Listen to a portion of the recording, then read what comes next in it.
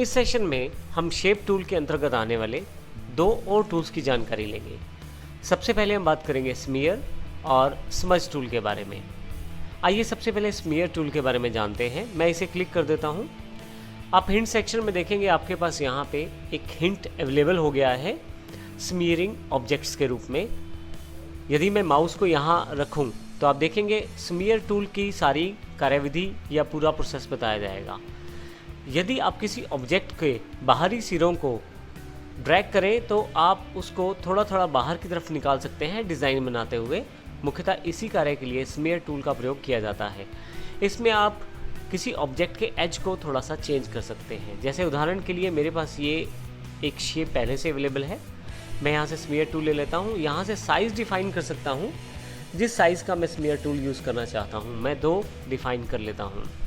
इसी तरह से आप माउस यहाँ रखें तो नाम देख सकते हैं किसी भी टूल का। इस टूल का नाम प्रेशर है। आप प्रेशर डिसाइड कर सकते हैं कितने प्रेशर से आपका ये टूल कार्य करे जो आपका स्मीयर टूल है। इसी तरह से आपके पास स्मूथ स्मीयर और पॉइंटी स्मीयर के नाम से 2 ऑप्शन है।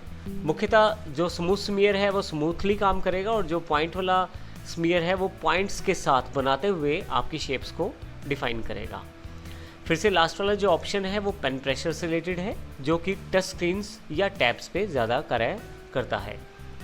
तो आइए सबसे पहले हम यहाँ से स्मीयर टूल का प्रयोग करते हुए बाहर की तरफ एज को निकालते हैं। देखें यहाँ से कुछ एजेस बाहर की तरफ निकालनी मैंने शुरू की है। अगर मैं यहाँ से साइज़ बढ़ा दूँ, जैसे मैं यहाँ से साइज़ बढ़ाना चाहता हूँ इसका, मैं इसका साइज़ 6.3 कर लेता हूँ। आप देखेंगे एजेस जो हैं वो थोड़े से डिस्टॉर्ट हो रहे हैं लेकिन साथ में साइज़ उनका बड़ा हो गया है। इसी तरह से मैं और यहाँ साइज़ बढ़ा सकता हूँ। मैं डायरेक्ट 12 कर देता हूँ और फिर साइज़ बढ़ाता हूँ तो आप देखेंगे जो एजेस हैं आप उसको डिस्टॉर्ट करते हुए इमेज को अपने अकॉर्डिंग स्मीयर इफ़ेक्ट दे रहे हैं। तो इस तरह से आप स्मीयरिंग इफ़ेक्ट दे सकते हैं अलग अलग ऑब्जेक्ट्स पे। और यदि यहाँ पे मैं इस तरह से अगर प्रेशर चेंज करता हूँ तो उसके अकॉर्डिंग आप स्मीयर ऑब्जेक्ट्स का थोड़ा सा फ़र्क देख सकते हैं ऊपर और नीचे की तरफ। तो इस प्रकार आप स्मीयर इफ़ेक्ट को यूज़ कर सकते हैं डिफरेंट टाइप के इफ़ेक्ट्स देने के लिए किसी स्क्रीन में। इसको हम यहाँ एक टेम्पलेट हमारे पास पड़ा हुआ है, मैं उसमें इस इफ़ेक्ट को देना चाहता हूँ। तो यहाँ पे मैं थोड़ा सा इस पिक्चर को अपने पास ले आता हूँ अपनी स्क्रीन में। अब यहाँ से यदि मैं इस ऑब्जेक्ट को सिलेक्ट कर दूँ पहले और फिर यहाँ से स्मीयर टूल का यूज़ करते हुए इसको ड्रैग करूँ तो आप देखें एक इफ़ेक्ट क्रिएट होना शुरू हो जाएगा।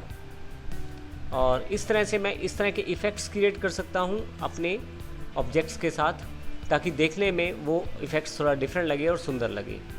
यहाँ मुझे दोबारा सेलेक्ट करना पड़ेगा। अगर सिलेक्शन किसी कारण से हट चुकी है तो आप दोबारा सेलेक्ट करें।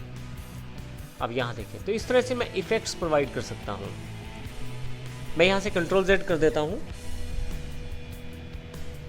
और वापस ओरिजिनल स्टेट में मैं आ जाता हूँ। इसी तरह से यहाँ इस तरफ मेरे पास जो रेक्टेंगुलर है उस पर भी मैं Ctrl+Z कर देता हूँ